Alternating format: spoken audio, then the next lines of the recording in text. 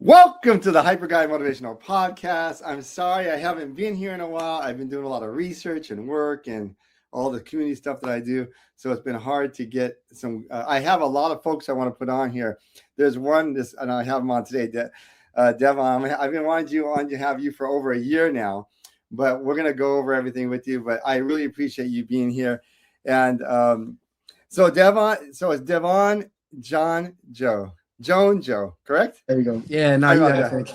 Yes. So can you say it for me again? I want to have it perfectly right. Devon Njonjo. So Njonjo. I love it. I love it. And before we got on here, we were having this discussion about I know I'm going to mess up this name. So can you help me? And I still got it wrong. So honestly, you got it better than most fakes. So good job. I appreciate you, brother, for being here.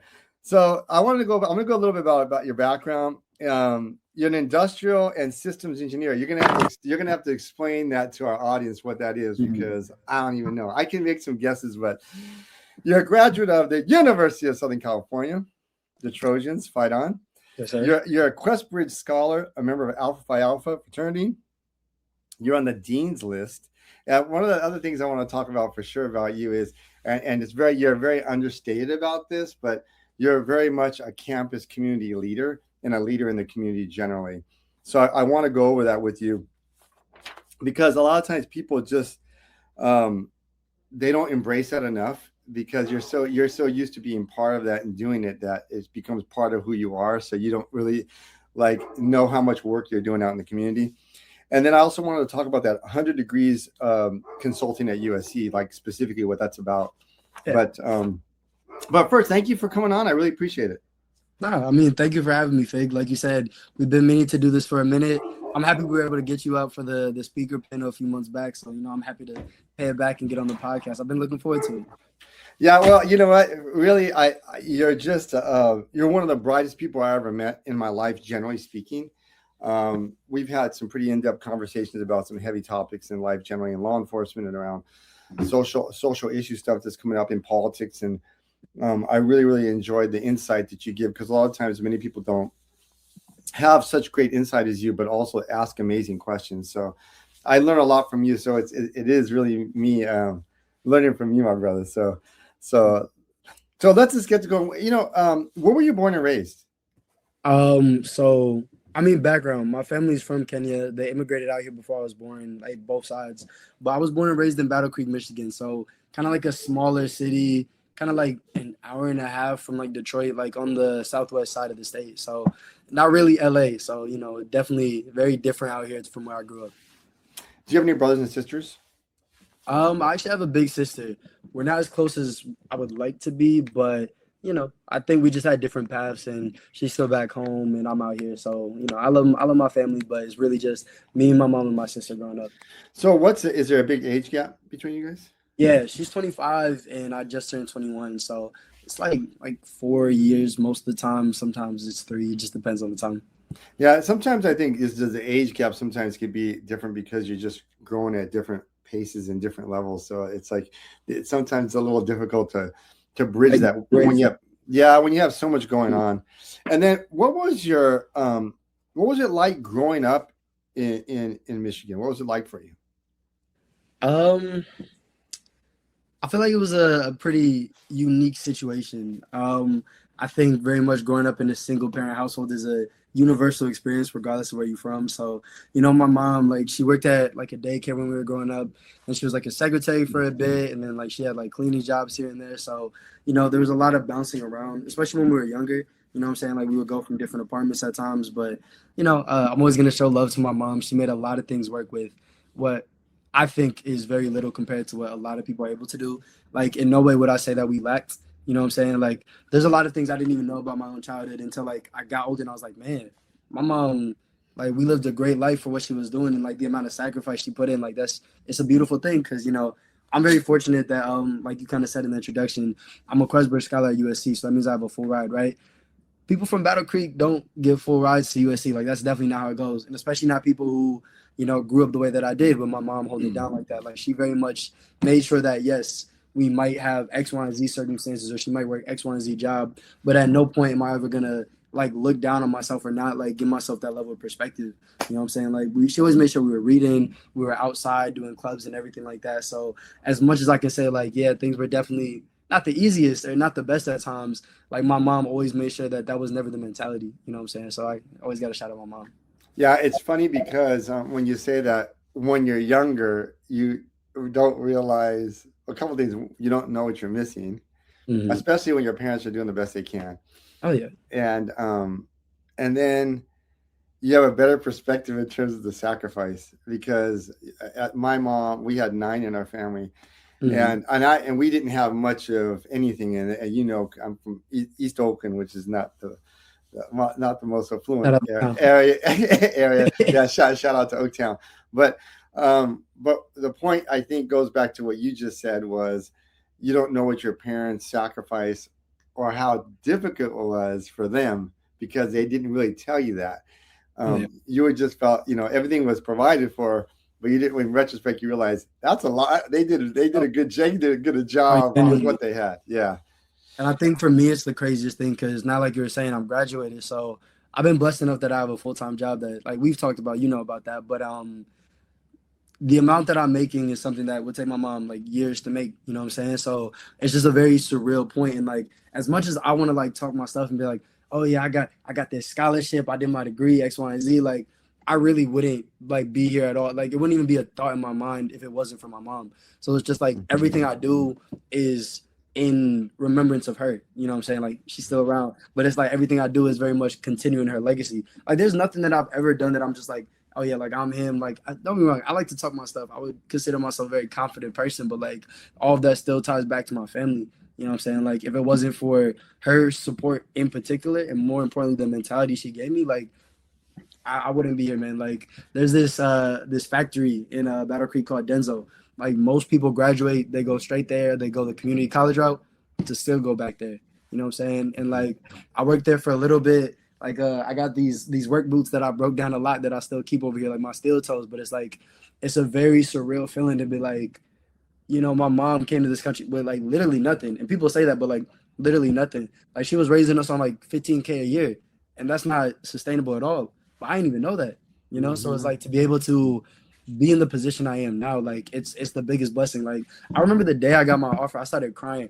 The first person I called was my mom straight up. I called her when I was on the Zoom getting my offer. Like it was such an emotional thing. And I feel like that's something you can relate to too. Just like being very much a family oriented person. I know you're later down the line than where I am. But like I'm trying to get to where you are, to where you can look back and you've done all this for your family and you've succeeded in that. Because I feel like all we are is the legacy of our people. You know what I'm saying? And I just want to make sure I keep pushing that. Well, let me ask you this. So you're like you said, you're very confident. So Mm. when did you when do you think or what do you think was the most pivotal part of you growing up that made you so confident that you can recall? Mm. Honestly, I feel like it's kind of backwards, but so growing up, originally I went to like our schools, like public school system, Battle Creek Public, right? And it's not the best school district, but then my mom was able to get us into a charter school. And as soon as I got there, like test scores, like when I was a kid, I was in like Head Start, so younger, like making sure I could read. Like I had like a not a real developmental disability, but like I was a little slower originally. You know what I'm saying? Hmm. So it's something where my mom made sure we were reading every summer. She was getting like the little like $1 math books from like the Family Dollar Tree and just really making sure I would catch up. And like, you know what I'm saying? That was very helpful when we were there. And when we transferred to like that charter school, like my test scores were just boom. You know what I'm saying? And it's like my mom worked at the daycare. I was doing my homework sitting in the back, you know what I'm saying? So it was very much a situation where my confidence came from the fact that I never realized how bad things were, but I definitely knew we didn't have as much as like some of my peers, especially when I started going to that charter school. Like some of my best friends, like they grew up, two parents in a household, 3-story house, like on the opposite side of the city from where we were. And it was like getting that exposure, I think was honestly a good thing for me because I was like, oh, this dude grew up with X, Y, and Z, but like I'm right here. Like my grades just as you know what I'm saying? My Hmm. national test score is just as high, everything like that. So it got to a point to where like, I was very young, but I was noticing very quickly that okay, when I do X, Y, and Z work, like I get these results, and it's something where that confidence just built in me to where I just understood my system. And it was like nobody could ever tell me nothing because you guys have these tutors, you know what I'm saying? Your parents went to college, X, Y, and Z, but I'm still doing better than you. Like I'm still, you know what I'm saying? Like by the time I graduated, I was an all-state athlete. I was an all-state musician. I was the captain of one of the best programming teams in my state for robotics, you know what I'm saying? And I did all of those things while basically working a full-time job on my own and then also helping out my family when, you know what I'm saying, things did get harder, especially over COVID. And it was like that confidence just gave me the fact that I know who I am and I know despite growing up in this environment, like nobody can tell me nothing. So it's like, imagine if I had that same background, or if I grew up in that same situation. Like it just filled me with that confidence of it doesn't even matter. Like y'all are seeing me at a disadvantage, and I still see myself at the top of my class in everything I do. And I feel like that, you know what I'm saying, it made me a little arrogant at times, which is something I had to buffer out when I got to college. But I still don't think I've reached the point to where I feel like I've left like my depth. You know what I'm saying? Like I think to a certain extent, you can make the argument that I was like a big fish in a small pond being home in Michigan, right? And then it's like, oh, I'm coming out to college, and I was fortunate to say that I still saw the same level of success, you know? So it's something where it just like built in that fact that I know myself and I know the work that I've done. So why would I ever question that, you know? So I guess this is going to lead into the next question, which is, you said you were good in sports, you were good in mathematics in the STEM area. The question I have is, what made you so driven? Like, what if you could think back in time, what made you so driven? Honestly, I think it just goes to like a competitive nature. And you're gonna hear me say my mom a lot, but shout out to my mom for this one. Like it's another point of perspective and mentality. Like my mom, she is not super traditional, but she's still an African woman at her heart, right? So if you join something, it doesn't matter if you like it or not. One, you're gonna finish it, and two, you're gonna put your all into it. Like I played basketball for 1 year when I was a kid. I love basketball now, but then like nah. But she made sure I saw through that season. By the end, I was starting.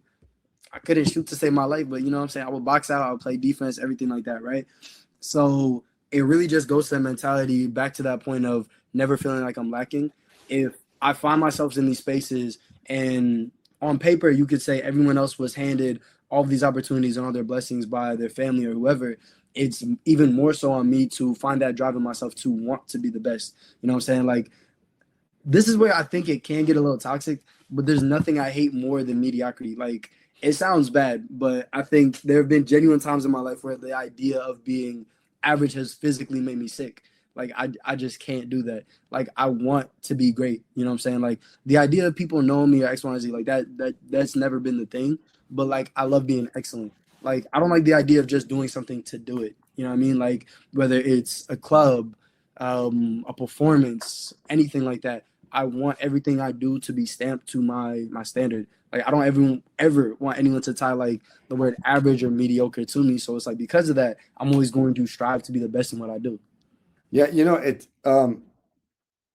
I love I want to ask you a kind of a loaded question now, because I agree with your sentiment. I felt like, my dad grew up poor. Mm, He didn't have a lot, but he always said, you know what, I'm always going to outwork people. And mm, even though I'm never going to make a ton of money, I'm going to be really good at what I do. So mm, whether you work cleaning apartment buildings or whether you're working, you know, I always make a real effort to whether it's a hotel, whether it's any situation I go into, I always make a concerted effort to tell the people that are working there, thank you. mm, And to appreciate the work that they're doing, because although they may be not making a ton of money, they're working really, really hard to be good at the niche that they have. And it seems like you're the same way. Um, given that kind of pressure, this pressure you put on yourself to be, to be good at what you're doing, can you tell me a time? And I'm going to tell you this. You're going to have to be. It's going to be painfully honest for you to say this now. Can you tell me a time where you didn't meet those expectations, mm. and and what did you do to get over that and to make it better and to overcome, whether it's a bad grade, whether it's in the job, or did something where you just said, you know what, I didn't meet my potential because I didn't do the work. Right. Um, Honestly, it's interesting that you bring up that point specifically on like always thinking service workers and things like that, because I think I probably already talked to you about this, but I used to be like a housekeeper. For like No, my you didn't. first, No, you uh, didn't tell me that. No, that no. sounds like that's why it's like that's the type of work my mom did to raise us up. So in general, like I never like looked down on that or anything like that. Like that's how I ate. You know what I'm saying? That's how I got to USC. You feel me? But coming out to college, man, I was feeling myself a lot. Like I saw my resume in high school, I saw my SATs and everything like that. So I was like, oh, I can get any research position, any job I want. I think I submitted like 30, 40 applications and got told no for all of them. And that was a very like humbling moment because I was like, like, like, like, damn, you know what I'm saying? My bad. I don't know if I can say that, but like, it was just a very humbling point to be like, I don't know if I am who I think I am. Like, I very much had to question myself. And for a minute, like, I just had to take stock in understanding yes, I was able to get here and I might have this opportunity now, but it's like, how am I going to survive on my day to day? How am I still going to be able to make ends meet and help back with my family back home and make sure I'm able to contribute in a way that's still helpful, not just being a burden who moves to the other side of the country, right? So, those years, I started doing private house cleaning. Mm-hmm. Those were my first jobs in the Los Angeles area. I worked for this company called Tidy Trojans, like student owned. And you know what I'm saying? I had a little cleaning cart and my bike. And if you were ever on Fig or around campus, you have definitely seen me dragging it on my bike and sometimes even spilling it over. I had like a toilet cleaner, some bleach, some rags, like the whole nine. And that was a very humbling moment for me because I was cleaning the houses of people I had classes with.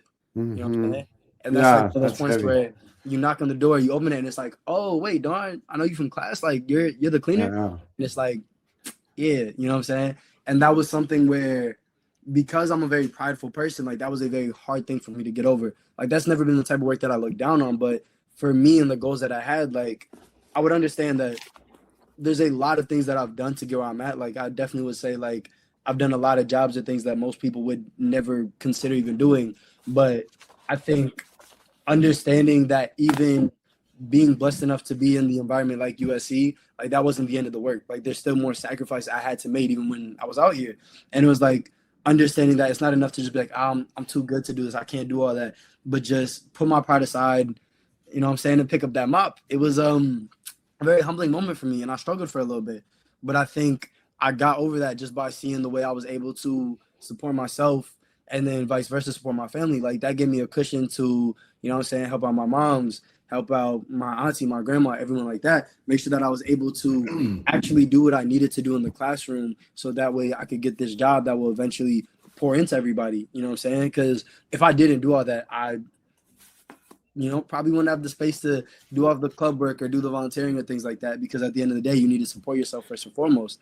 And it was just a very hard thing for me, just on that point Mm-hmm. of always wanting to be excellent and in every space I am embody that. I had to get to the point to where I can accept a no and not let that define my worth or how I feel. You know what I'm saying? Just because this research lab didn't want me doesn't mean that the next one won't. Or even that, even though they said no, that doesn't mean that I wouldn't have done great in that job. It just means that that opportunity wasn't for me.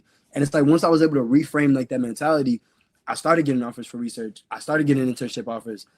Started getting a full time offer. You know what I'm saying? To the point to where now I'm so blessed to where except for my own house, I'll never have to clean another toilet again. You know what I'm saying? Like that's just not even where I'm at anymore. And it's just like being able to say that is a really big blessing because you know what I'm saying that's the work my mom did to get me here. That's the work I did to get myself through here. And it's like that's nothing that my kids will ever have to think So, about, anything like that. so there'll be no excuse if I go to your house and it's dirty.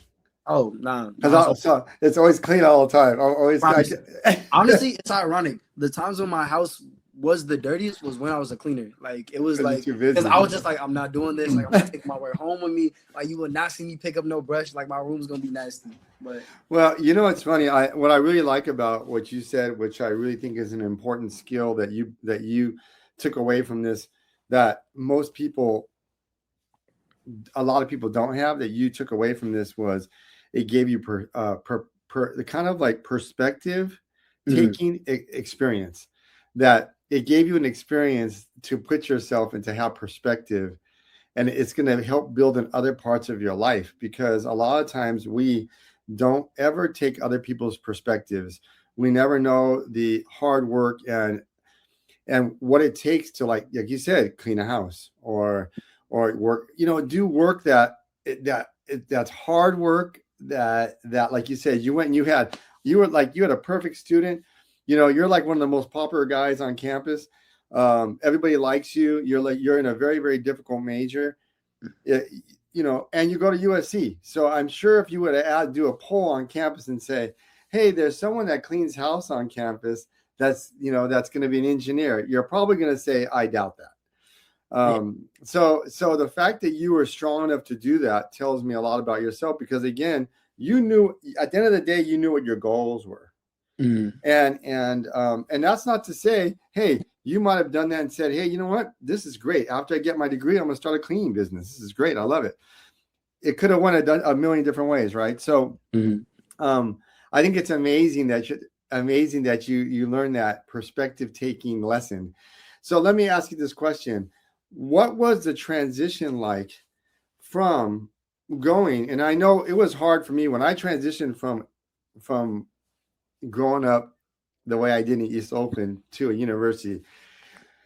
It was rough for me because I did not feel like I fit in, because nobody from my area really went to college. Right. My peer, very few people from my peer group went to college. Given that, how was that transition for you?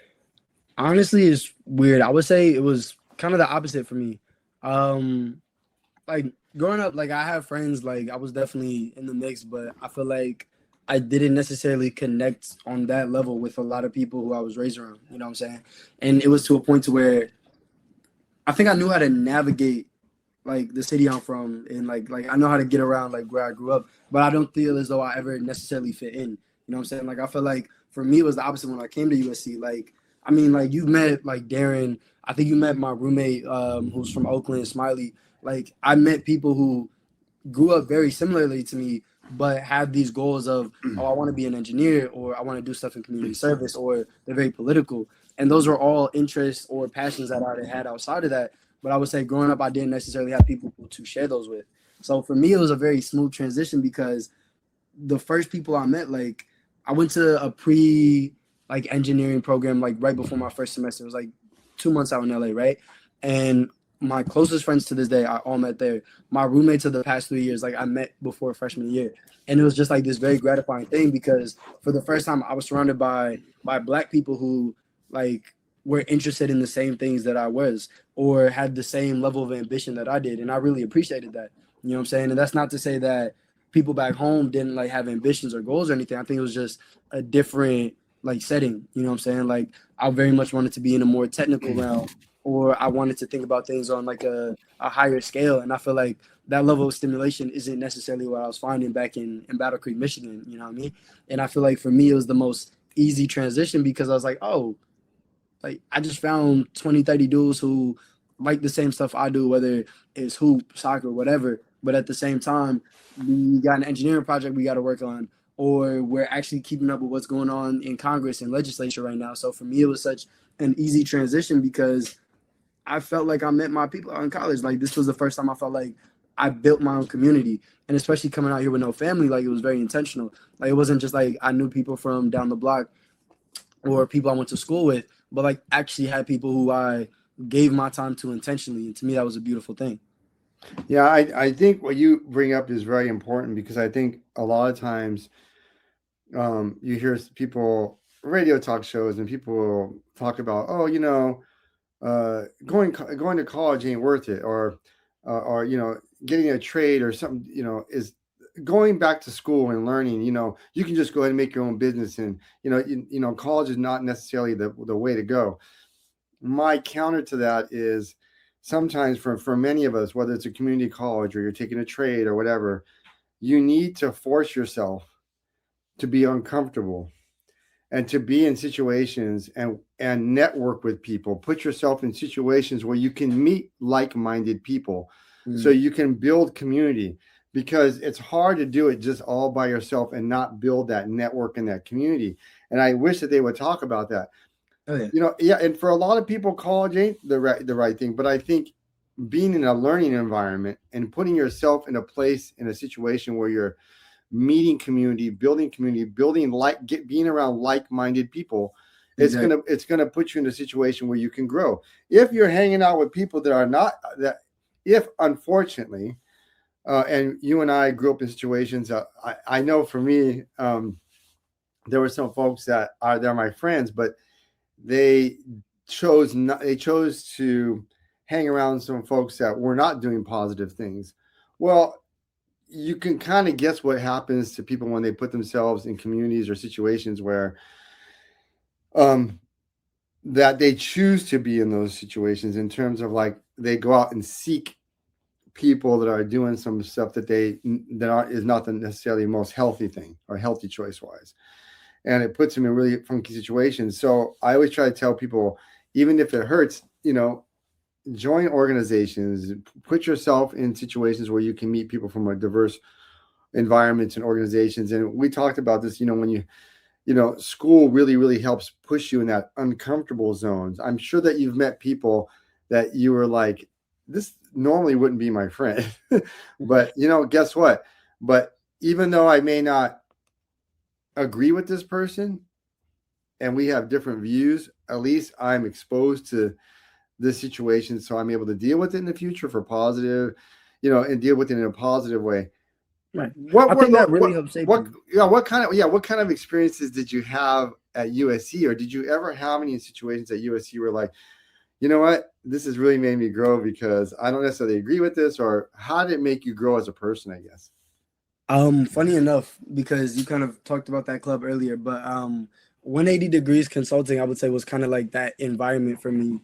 Um, I feel like it's changed a lot since I joined my sophomore year. But I would say then, even though it's supposed to be a nonprofit focused, like service oriented like club, I think a lot of people were using it as something like stat pad their resume because it is like a global like brand and organization, and we have a chapter at USC, right? So a lot of people would use that to make a network or find a job or like all of these things, opposed to actually thinking about how can we impact the community around us. Like I think every semester we get upwards of 400 applications and we only take anywhere from 8 to 12 people, right? So because of that, you end up having a lot of people who come from like backgrounds where they did like Model UN or like the speech and debate in high school and things like that, and just very, yes, affluent but entitled mentalities to where they think, oh, this is a club that I'm doing to service myself and not service the community, right?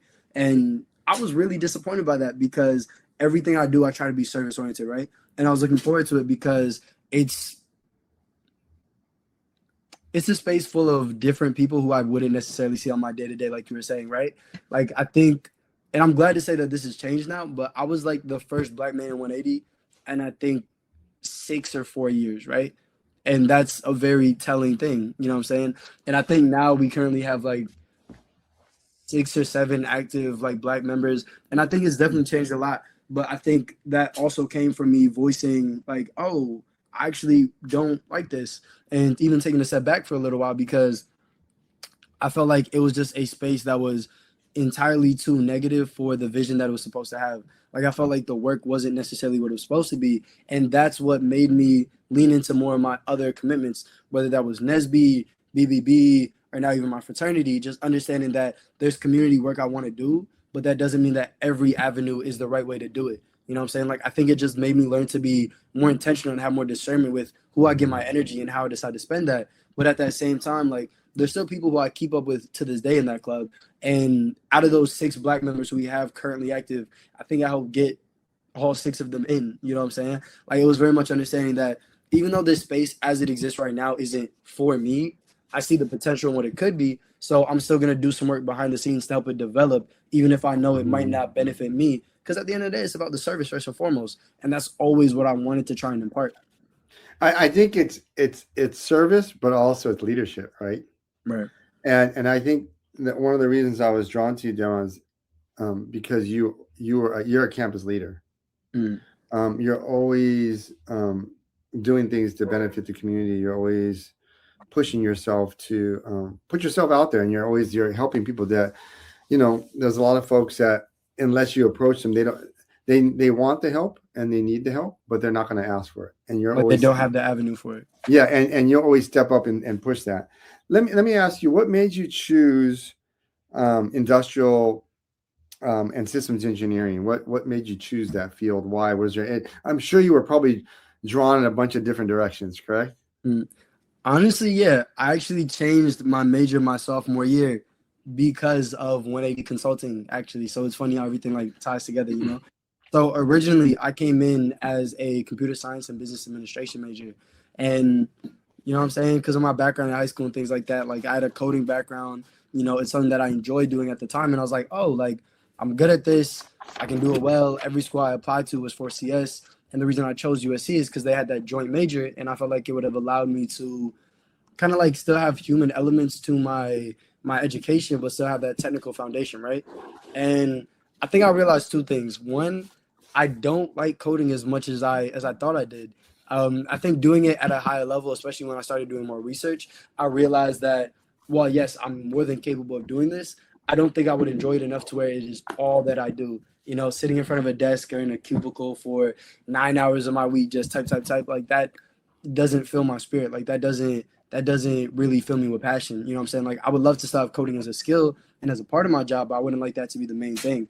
And then I thought I could maybe lean on the business administration side of it all, but I still like that technical element. Like I love science, technology, math, all like the whole STEM field too much to just give all that up. So I started thinking about other engineering disciplines that I felt like more aligned with what I wanted to do.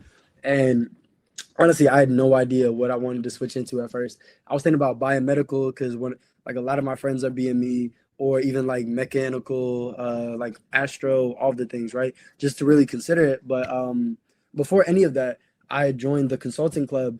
And by working with these nonprofits and doing consulting work, because I thought it would just be cool to do something like, oh, this isn't really technical at all. It's outside of my fields. Like, let me just enjoy myself, right? But that really showed me how much I appreciate that type of work. Like I like being able to come in and fix your problems in whatever capacity, you know what I'm saying? Like come up with, different improvements or solutions that you could implement, whether that ends up being a technical fix or an administrative something, like that's something that I really found interesting, especially because I feel like consulting is such a creative field. And then I discovered what ISE was because I was telling somebody about this. Like, oh, maybe you should consider industrial systems. Because basically what ISE is like it's like an engineering discipline centered around like optimization. You know what I'm saying? Like basically you come in and you find the best way to optimize a complex process, system, or organization, right? So like essentially what we do, like it combines math, statistics, science, even like social elements, you know what I'm saying? Like some of my classes were centered around like human factors and sociology. And to me that was the most interesting thing because it's the most multidisciplinary engineering degree that you can get. I wouldn't say that I get bored easily necessarily, but I would say I'm a person with a lot of interests. And ISC is so amazing because it allows you to service all of them. So it just ended up being the thing that I felt like fit the most for my personality. And I wish I had known about it before because I would have started there. But I also appreciate the fact that I tried something, learned that it wasn't for me, and then was able to develop the skills of, all right, how can I figure out what I actually want to do? Yeah, I think it was a smart move on your part because the way that AI is evolving, you Mm. may even if you would have had that undergraduate degree just with the coding, a lot of engineers that I know, computer science engineers are having a difficult time with just a computer science background, and so they're having to go get a master's degree. And I think at some point that might even be a challenge. You might have to be at a even Like a higher math doctorate or exactly. because it's evolving so fast. And so it's amazing that you had that kind of insight and that pivot. And I think, like you said, I don't necessarily think at all that, like you said, that you'll get bored at it. I think what it is that you like those challenges, and you like the diversity and how eclectic it is, so it constantly pushes you. And I like that a lot. So I think that's really, really a good. It doesn't surprise me at all that you made that pivot. If somebody Mm. would have asked me, I could probably guess that would be your pivot. Let me ask you, in terms of Gen Z. Let me ask you, and we talked about this previously on my Mm. podcast. This is all about motivating people and giving people different perspectives. And I have people from all generations on here. And the question I have for you is, what do you think some of the challenges that you see Gen Z has compared to other generations? That's part one of the questions. Sometimes people don't like the two-part questions, like almost like a double barrel question. But also part of that is, do you see anything that Gen Z that you've noticed in your Gen Z folks that you think is detrimental to being successful? Right. Um, I would say starting with the challenges, I would say this is interesting because it goes back to a point you made earlier about college not being for everyone necessarily, and that's something I really agree with. I think as time progresses, degrees are going to become more obsolete unless you want to go into an explicitly technical, medical, or legal field. I think it will get to a point to where you might not need a bachelor's degree. Like that might not be the best way to actually get your education. And I feel like in terms of a challenge, what I see for my generation is understanding what is the next best step. You know what I'm saying? Like, especially if you're someone who's studying, let's say, like business administration or communications or even art, all of which I personally do believe that there needs to be some level of like education and training for. Like, all those are very important things. I think maybe understanding different avenues for your training could be the biggest challenge for people going forward, right? Because especially when you look at a lot of college curriculums outside of certain majors that are very impacted by like AI or things like that, you don't see a lot of like evolution. You know what I'm saying? Like the average professor age keeps going up and up. And you see over time that students are feeling less and less engaged with their education. You know what I'm saying? Like it's no longer as relevant as it was, say, 20, 30 years ago, where you go to college, you get the job, 2.5 kids and a white picket fence, right? Like that's not the reality for a lot of people. Like a bachelor's degree, a lot of people aren't graduating with jobs no more. Like unless you're going straight out of engineering or something like that. Like it's very hard for someone with like a liberal arts degree to just get a job or find themselves being serviceable in society, right?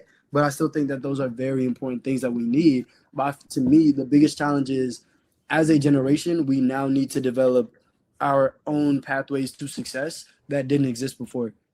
Especially when you look at, let's say, like content creation or even like cryptocurrency, NFTs, things like that, right? Now there's so many different ways for people to make money or venture into entrepreneurship that weren't there, say, 20, 30 years ago, or even 10 years ago. So it's like navigating the amount of shifts that we've gone through in even a 5 year span since the pandemic is huge. Like we're seeing exponential change in months at this point, you know what I'm saying? Especially as AI continues to do what it's doing. So to me, I would say that's the biggest challenge. And I feel like if we're gonna speak on like bad behaviors or patterns that I think could be a detriment to my generation, I would say it would be complacency in that. Because I think it's so easy to get overwhelmed. Like even as a student who's taking a very linear path in college, like I definitely have moments where I'm like, yo, this is a lot. Like let me take a second to breathe. But I feel like at times we can sometimes get too much in our own head to where that leads to inactivity or inaction, right? And it's like we kind of just let life pass us by opposed to taking it on our own. Like I think there's a lot of bad cards that we've been dealt, whether it's the economy, the environment, the housing market, and I think all of those are very valid to say and speak on. But I think at the same time, sometimes you just have to get to a point where you're like, all right, this is what it is. What am I gonna do about it? You know what I'm saying? And Yeah. sometimes I like to complain, you know what I'm saying? I like to curl up in my bed like some days, but I think it just gets to a point where you can't get overly stuck up in that. But I think, as a generation, we're making our way. I think compared to a lot of generations, we're a lot more entrepreneurial and creative. So I'm just curious to see how that manifests itself in a more capitalistic way, if that makes sense. Yeah, I think that's a good way of saying it. I had this conversation with a friend of mine. And unfortunately, I think almost everybody gets this right. You get you get your degree. I would say the average person, they'll go ahead and they'll get their degree, Mm, they'll graduate or they whatever, or they get into their field of study. They get into this routine of going to work every day and learning that job, exactly. and they stop learning. Yeah. Like they get really good at the job and they go home, work, pay bills, and then it's this whole thing of, and it goes back to what you said about complacency. Is I love that what you said is because whatever generation it is, if you get complacent and don't change and don't get with the times, it's going to pass you by. And if you don't evolve like that, you stop learning and you just get stuck. And God forbid if you were to lose your job and that skill set's no longer valid, you can't pivot to the new job. So I have people when I have people when you and this is of all ages, they'll say, "Hey, I didn't know ChatGPT could do this." Now, I'm going to go ahead and put some guardrails on this too. In terms of AI, I think AI you have to really be careful about that because AI can create a lot of hallucinations. It can create a lot Oh of yeah, problems too. You really have to still know and study and know what to ask, and exactly. you also have to know if it's right or wrong. Yeah. So if you're Like asking prompt this, engineering is really a skill. Like you can't overly rely on it. You can can't can just you talk about that a little bit because talk about a little about that just like a minute or 2 minutes on what it is and why it's critically important to do it correctly. right. So I mean, back to what you were saying about hallucinations, right? I think the most important thing that I had to realize is And what's AI a is and what's a hallucination, by the way? Explain to folks. You got to okay. remember, all ages here, all over the world. So what is a hallucination?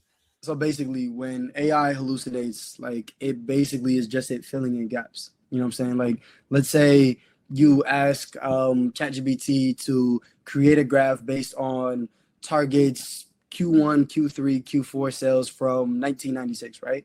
While it might be able to scrub the internet and find that, if it doesn't exactly find those numbers, it's just gonna make up something. Like it will fill in something either based on some relevant statistics or just a vibe sometimes. As AI increases its capabilities, it's able to scrub through the internet much more faster, much more efficiently. So that will be less of a problem. But especially when you're just asking questions, let's say you have a design project that you want to work on, right? If you give in all your parameters, but you don't put in everything as explicit as possible, it has to create some gaps to give you what you want because I think a lot of the time, like people don't realize AI is basically designed to give you confirmation bias. You know what I'm saying? Like it leads into giving you certain answers based on whatever profile is designed for you. So that's why no one's chat box is going to give you the exact same answer 9 times out of 10 because it's trying to cater towards you. So because of that, it's going to give you the result that it thinks you want. You know what I'm saying? And at times you might actually think you want, but because you don't know enough about the subject matter, you won't know, oh, this actually isn't that good of a result, or oh, this is very fictitious. You know what I'm saying? So when you now get to the point of prompt engineering, it's very important to realize AI is only as smart as you are. If you put in all the data properly, you explicitly let your parameters and what constraints you need for your result, then you're going to get a very exact solution. You know what I'm saying? So then it gets to the point to where prompt engineering is basically being the expert in what you do and using AI as a tool to create an infrastructure opposed to create thoughts. You know what I'm saying? Like Man, think I love it. That speaking, my brother. Keep speaking. I love it because what you just said is 100% correct. mm, I feel like people oftentimes these days are starting to believe that AI has the capacity to think. You know what I'm saying?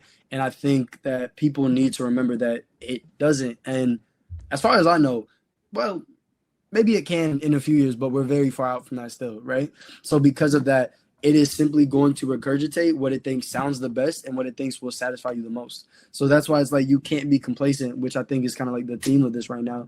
You can't just give it something half-hearted and expect, gold. Like it's going to return out the same level that you put in. So that's why intentionality is everything. Doing your research is still everything. So it's important to be able to distinguish between reality and hallucination. And I feel like that's the most important thing as we enter like this phase of AI. Yeah, I think some people don't understand. It doesn't feel either. It Mm, doesn't have emotions. So if you ask it, um, you know, sometimes you've had people ask questions of it. It's like you said, confirmation bias. If you say, "Hey, is this the best thing for me to do? Because this is what I want to do," it's mm, going to say, "Sounds good," and this is why. And it'll create these reasons why, even if those things may not even be correct. And exactly. so I think, like you said, you have to be very, very careful. I think the other thing is also people don't understand is, especially on the non-paid ones, and you really have to look at it, is that everybody in the world's feeding that AI. So there could be a ton of misinformation in there, and it's scraping the misinformation in there. Exactly. So, right? Like AI isn't a fact checker at the end of the day. Like all it does is read and compile. So let's say hypothetically you have a clean slate of ChatGPT, you put a picture of like a red flag and you tell it that this is a blue flag.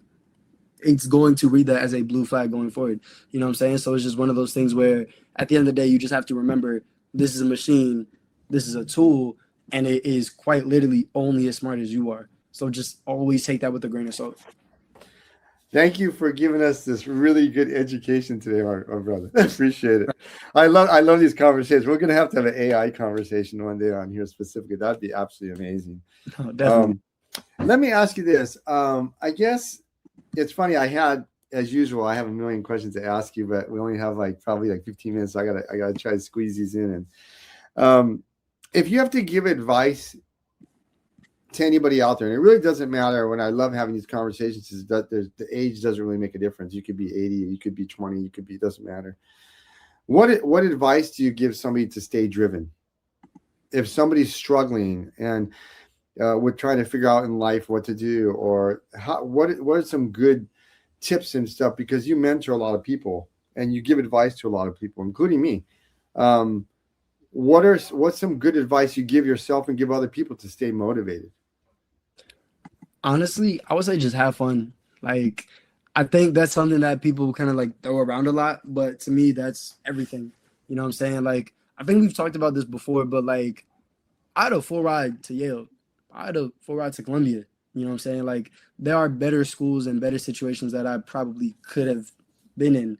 But the reason I chose USC is, as much as those might be better from a formal education standpoint, to me, I thought about the social element that we kind of talked about, like doing what I think would be the most fun for me. Because if I believe truly and genuinely I'm going to be successful wherever I'm at, the most important thing then is, how am I going to grow as a person? How am I going to develop? So it's like putting that at the forefront of everything, I think, is a very healthy thing, especially because, we kind of talked about it. Like, I've worked a lot in my life. A lot of people have sacrificed for me.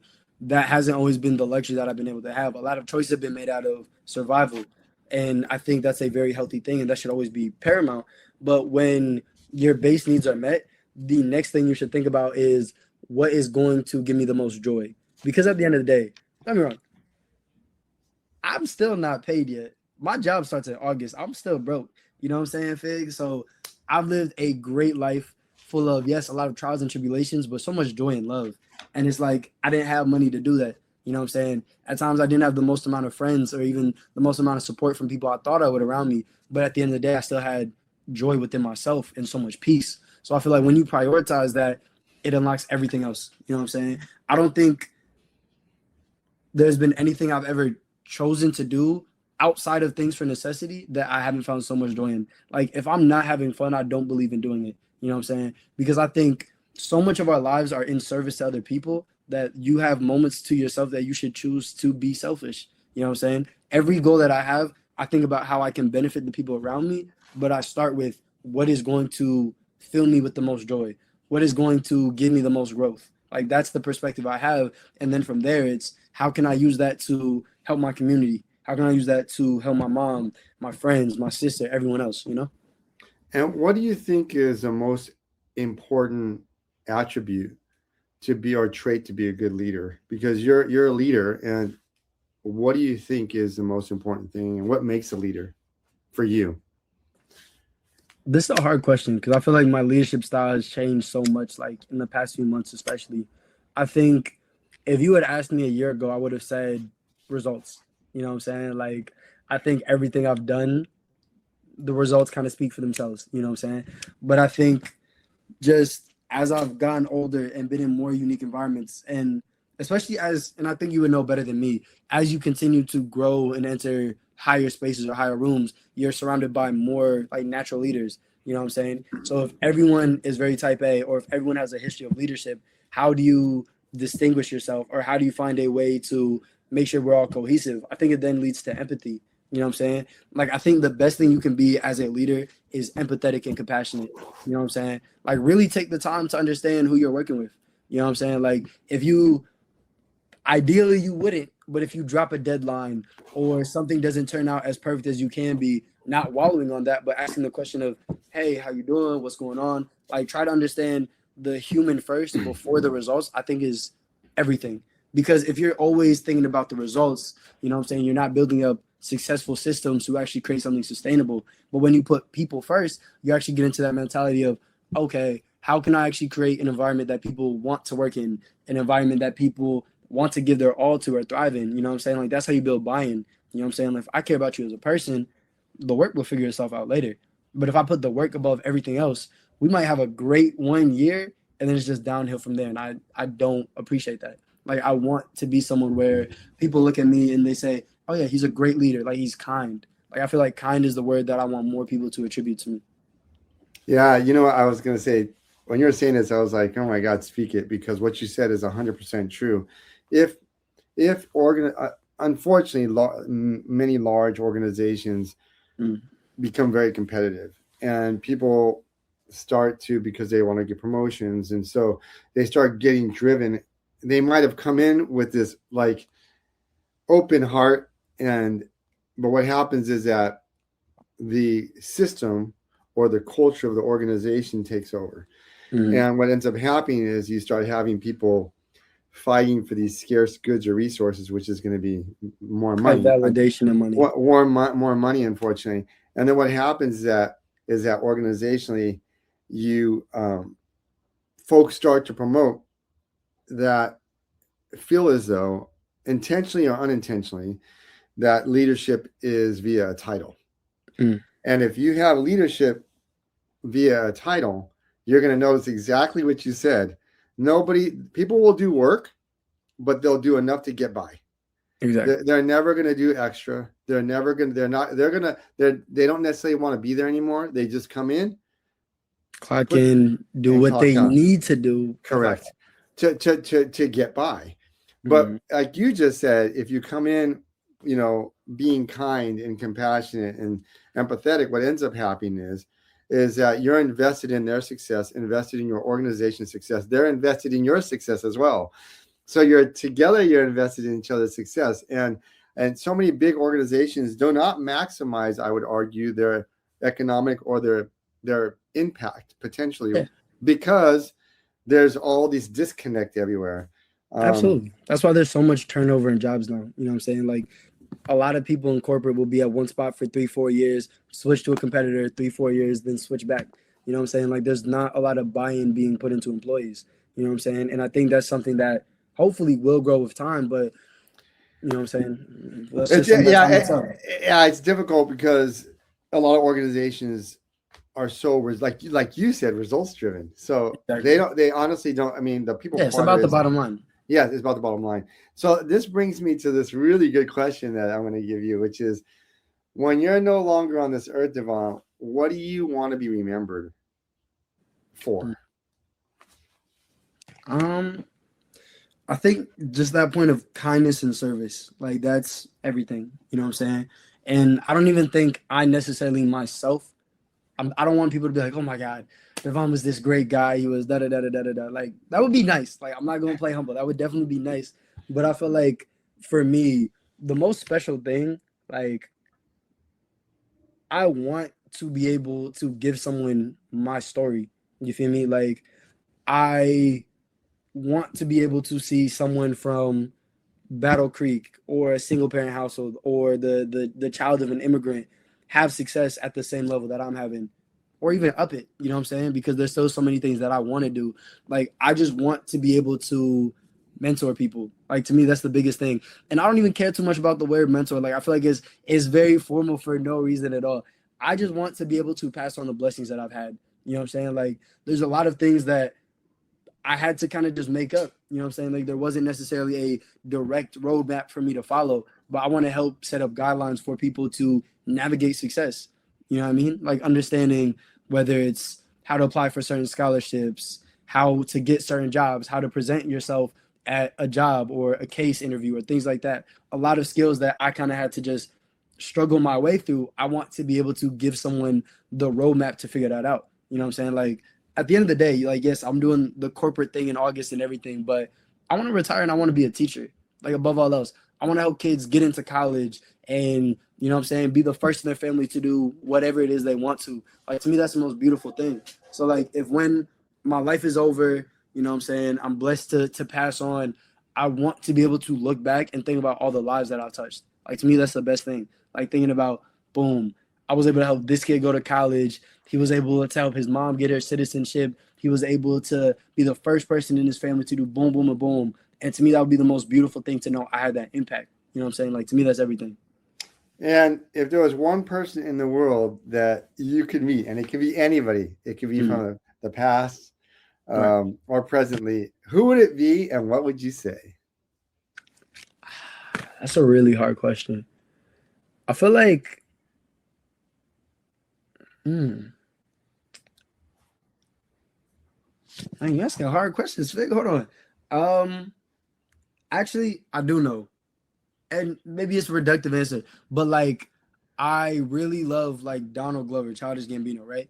Like, I respect him so much because when I spoke on that point of doing things that fill you with joy or with passion, or even just like bouncing around from different mediums, I really respect him as an artist specifically because he's a writer, a director, a producer, a singer, a rapper, a dancer, a comedian, all of these things, right?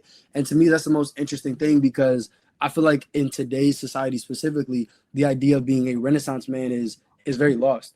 Like, I love someone who is multidisciplinary and doesn't put themselves in a box. So it's like, even though yes, I'm doing a technical or corporate type of thing, I would love to speak to someone who would inspire me to try a different field, whether it's in work or creative passions or things like that. I love people who don't put themselves in a box. And I really respect what he does because I think I would want to move in a very similar light if that was the talent God had given me. And even if it isn't, still have the courage to try because I feel like a lot of people don't. So what would you say? You get one quick sentence with them. Go one thing you get to say to them. I would say the first thing I would say is thank you for inspiring me. You know what I'm saying? I think your music and your art has done a lot to make me think outside of my situation and ask the question of what I can be opposed to what I am. And then from there, I think I would ask him, how do you balance all of your pursuits while still maintaining yourself? Because I feel like that's something that I've struggled with at times, right? Like, I think I have the tendency to go through phases opposed to living in multiple paths. You know what I'm saying? So I would Okay. love to find out the best way to exist in multiple mediums or fields at the same time, opposed to going one by one in a very blocky type of way. Guilty pleasure food wise. Ooh, Takis. Like, easily Takis. Like, I What love is? Takis so Oh, much. do you really? Oh my God, Yeah, those things. like they're Yeah. so good. Like, they're so great.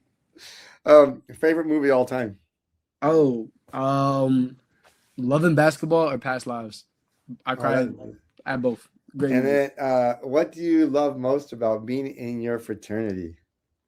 Um, I love my brothers. I love my line. Like, I love my profiles too, but it really goes back to my line. Like, these are people who I'm genuinely like. It doesn't feel right to just be like, oh, these are some guys in my fraternity. Or these are my friends. Like, that's family. You know what I'm saying? So to me, that's all it's for because I can do service anywhere else. I can do X, Y, and Z through other avenues. So being able to do that, yes, is great. But having brothers on top of that, like, that's everything. Well, I want to thank you so much for being here today. Again, you and I, when we get on campus, you're always super busy. I'm always doing a lot of things as well. And I just have to tell you, man, you and I've had some great conversations, and I'm really happy that you were, you know, be able to make the time on a Memorial Day to hang out with me for an hour and give me some good life advice and give our listeners out there some good life advice. And I really appreciate you.